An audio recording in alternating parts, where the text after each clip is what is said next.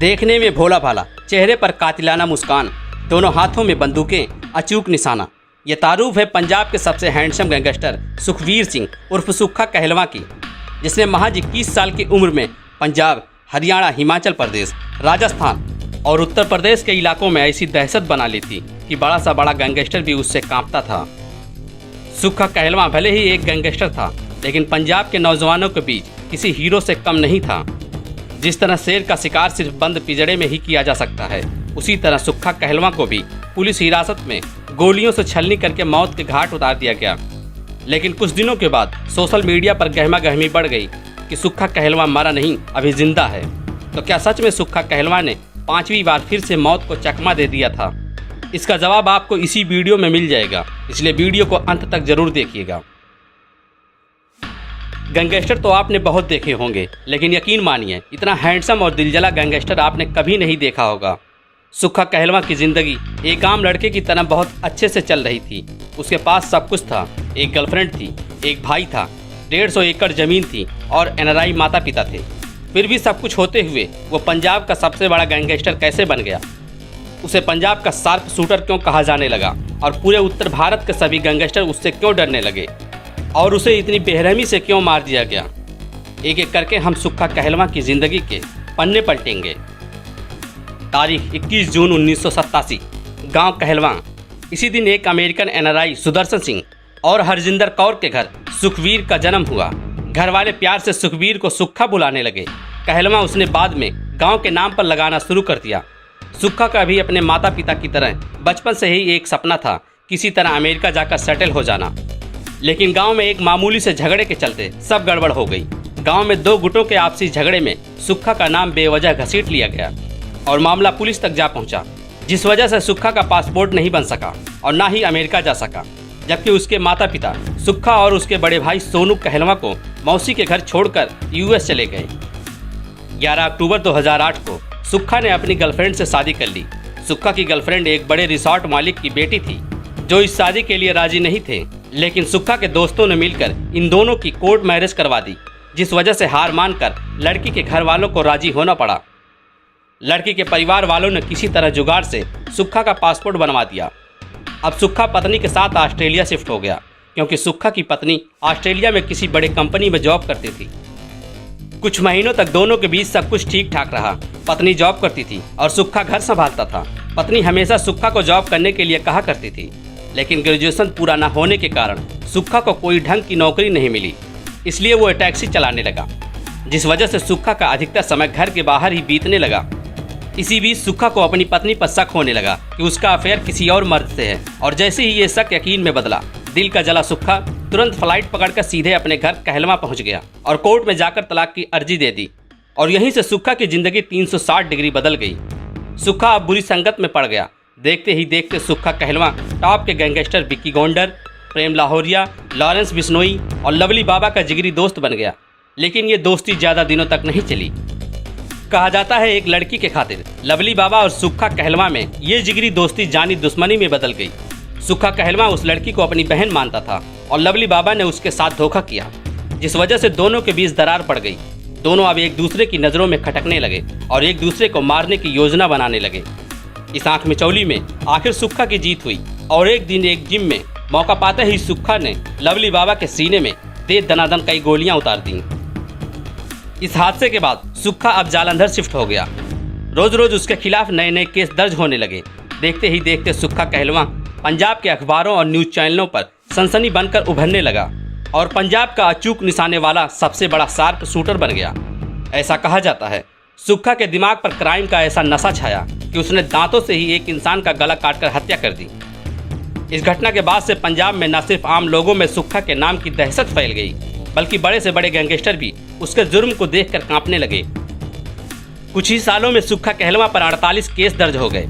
इन केसों में कत्ल, हत्या की कोशिश, कॉन्ट्रैक्ट किलिंग, रॉबरी और किडनैपिंग के केस शामिल थे।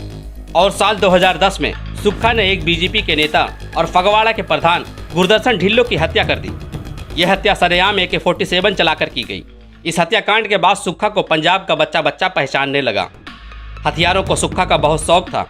रिवॉल्वर के साथ जब वो अपनी तस्वीरें फेसबुक पेज पर अपलोड करता तो उसे लाखों लाइक मिलते थे। पेशी के वक्त भी सुक्खा अपनी तस्वीरें खिंचवाता और जेल से ही फेसबुक पर स्टेटस अपलोड करता ताकि शूटर का नाम और दहशत दोनों बनी रहे। अक्टूबर 2015 में सुक्खा ने संजय दत्त के साथ अपनी तुलना करते हुए एक तस्वीर फेसबुक पर अपलोड की और लिखा, न डर लाली चाली दा, न पुलिस दे हूटर दा, एक जट फैन संजय दत्त दा, ते दूजा कहलवा वाले शूटर दा। सुक्खा अब टॉप का गैंगस्टर बन चुका था, जिस वजह से उसके दुश्मन भी दिन ब दिन बढ़ते जा रहे थे। उसे अब पुलिस हिरासत में भी मौत का डर सताने लगा। इसलिए अक्टूबर 2010 में सुक्खा पंजाब की जालंधर जेल से फरार हो गया, लेकिन कुछ ही दिनों के बाद वह फिर पकड़ा गया और उसे पंजाब के रोपड़ जेल में डाल दिया गया। लेकिन फिर 2012 में फिल्मी स्टाइल में सुक्खा रोपड़ जेल से भी फरार हो गया और भागकर वह राजस्थान में चला गया, जहां राजस्थान में पुलिस से उसकी मुठभेड़ हुई, लेकिन सुक्खा बच निकला, जबकि उसका एक साथी मारा गया।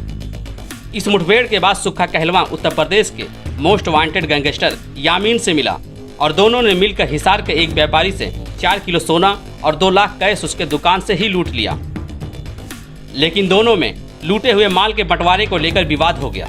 चूंकि यह इलाका यामीन का था, इसलिए उसने अपने भांजे और साथियों के साथ मिलकर सुक्खा का गला रेत कर यमुना में फेंक दिया। लेकिन किस्मत के घोड़े पर सवार सुक्खा की जान फिर से बच गई। दरअसल स्थानीय लोगों ने सुक्खा को पानी से निकालकर अस्पताल में भर्ती करा दिया और बाद में सुक्खा को कानपुर मेडिकल कॉलेज में रिफर करा दिया, जहां हालत ठीक होने के बाद सुक्खा अपने पिता के दोस्त के यहाँ पश्चिम बंगाल चला गया और वहां अपना इलाज कराया और गर्म मामले के ठंडा होने का इंतजार करने लगा। लेकिन गोल्ड लूट कांड की वजह से पंजाब पुलिस सुक्खा के हर करीबी का फोन ट्रेस कर रही थी और अचानक एक दिन सुक्खा की लोकेशन पश्चिम बंगाल के हावड़ा में ट्रेस कर ली गई। उसके बाद फिर से सुक्खा को गिरफ्तार कर लिया गया। इस बार सुक्खा को पंजाब की नाभा जेल में रखा गया, जहां कुछ दिनों के बाद उसे खबर मिली कि उसके बड़े भाई सोनू कहलवा की कपूरथला जेल में मौत हो गई है। अफवाह यह उड़ी कि दूसरे गैंगस्टर ने सोनू कहलवा की जान ली, लेकिन पुलिस रिपोर्ट में खराब तबीयत और सही इलाज न मिलने की वजह बताई गई। इसी बीच सुक्खा कहलवा की मौत की सुपारी भी लवली बाबा के जिगरी दोस्त सोनू बाबा ने 5 लाख रुपये में हरजिंदर सिंह उर्फ बिक्की गोंडर को दे दी। दरअसल सुक्खा ने लवली बाबा का कत्ल कर दिया था, जिस वजह से सोनू सुक्खा के खिलाफ कोर्ट में गवाही दे रहा था। इस गवाही के दौरान ही सुक्खा कहलवा और सोनू बाबा के बीच कोर्ट परिसर में ही लड़ाई हुई और सोनू ने सुक्खा को थप्पड़ मार दिया। तमतमाए सुक्खा ने सोनू बाबा को कोर्ट परिसर में ही जान से मारने की धमकी दे दी। सोनू बाबा को बहुत अच्छे से यह मालूम था कि अगर सुक्खा कहलवा जेल से बाहर निकल गया तो उसकी मौत निश्चित है। इसलिए सोनू बाबा सुक्खा के बाहर निकलने से पहले ही उसका खेल खत्म करने का यह प्लान बनाया और विक्की गोंडर से जा मिला। विक्की गोंडर को अपने पुराने जिगरी दोस्त लवली बाबा का सुक्खा कहलवा से बदला भी लेना था। 21 जनवरी 2015 को सुक्खा कहलवा को नाभा जेल से वापस ले जाया जा रहा था। इस बात की खबर सोनू बाबा को पहले ही लग गई थी, इसलिए उसने विक्की गोंडर और उसके दोस्तों को पूरी प्लानिंग बताई। गोंडर गैंग ने एक दिन पहले ही 2 फॉर्च्यूनर गाड़ियां और कुछ असलहों की चोरी की। उसके बाद करीब दर्जन भर लोगों ने सुक्खा कहलवा को ले जा रहे गाड़ी को फगवाड़ा नेशनल हाईवे पर जमालपुर में जाकर घेर लिया। विक्की गोंडर गैंग ने पहले जीप के टायर को निशाना बनाया। उसके बाद जीप में सवार सभी पुलिस वालों को बाहर निकालकर सुक्खा कहलवा पर गोलियों की बौछार कर दी, जिससे सुक्खा कहलवा की मौके पर ही मौत हो गई।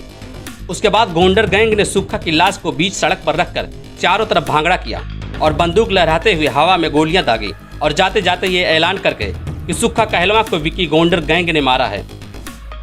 बताया जाता है कि पोस्टमार्टम के दौरान सुक्खा कहलवा की बॉडी से 100 बुलेट्स निकाली गईं। कहा जाता है कि हत्या में कुछ पुलिस वाले भी शामिल थे, लेकिन सच क्या था आज तक पता नहीं चल सका और कुछ गुनाहगारों को छोड़कर बाकी सब बरी हो गए। कुछ दिन मामला शांत रहने के बाद साल 2020 में पंजाब में फिर से सुक्खा के चर्चे शुरू हो गए। उसके फेसबुक पेज पर गहमा गहमी बढ़ गई कि सुक्खा अभी जिंदा है। उसके फैंस तरह तरह के कमेंट करने लगे और पोस्ट शेयर करने लगे। लेकिन कुछ दिनों के बाद हकीकत सामने आई तो पता चला कि सुक्खा कहलवा के लाइफ पर एक मूवी बन चुकी है, शूटर। मूवी में सुक्खा के जन्म और लव लाइफ से लेकर उसके गैंगस्टर बनने तक पूरी कहानी थी। फिल्म रिलीज होती उससे पहले ही बैन कर दी गई। दरअसल खुद पंजाब के मुख्यमंत्री कैप्टन अमरिंदर सिंह ने शूटर को रिलीज होने से रुकवा दिया, क्योंकि मूवी में गन और गैंगस्टर कल्चर को बढ़ावा दिया गया था।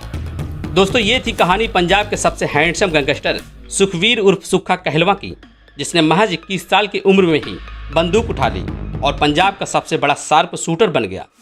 दोस्तों, सुक्खा कहलवा के गैंगस्टर बनने के पीछे आप किसे जिम्मेदार मानते हैं? कमेंट करके ज़रूर बताएं। वीडियो को लाइक करें, शेयर करें और चैनल को सब्सक्राइब जरूर करें। धन्यवाद।